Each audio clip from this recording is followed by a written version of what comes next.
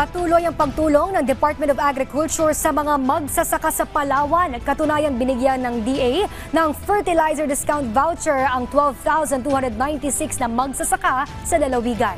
Si Orlan Habagat ng PIA Mimaropa sa Balitang Pambansa. Umabot na sa 12,296 na mga magsasaka sa Palawan ang nakatanggap ng Fertilizer Discount Voucher o FDV ayon sa Department of Agriculture Mimaropa. Ang mga magsasakang napagkalooban na ng FDV ay mula sa mga bayan ng Brooks Point, Quezon, Aborlan, Sofronio Española, Nara, Batarasa at Puerto Princesa.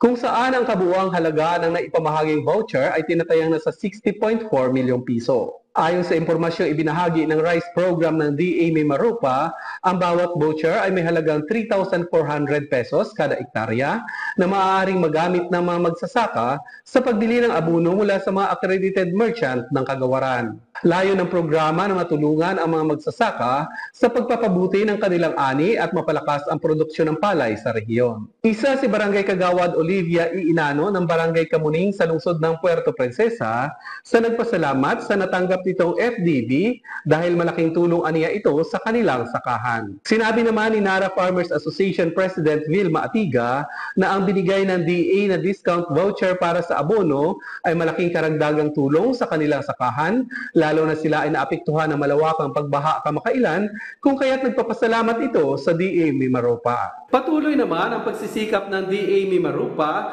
upang maabot ang mas maraming benepisyaryo at mapalakas ang sektor ng agrikultura sa Palawan at sa buong rehiyon.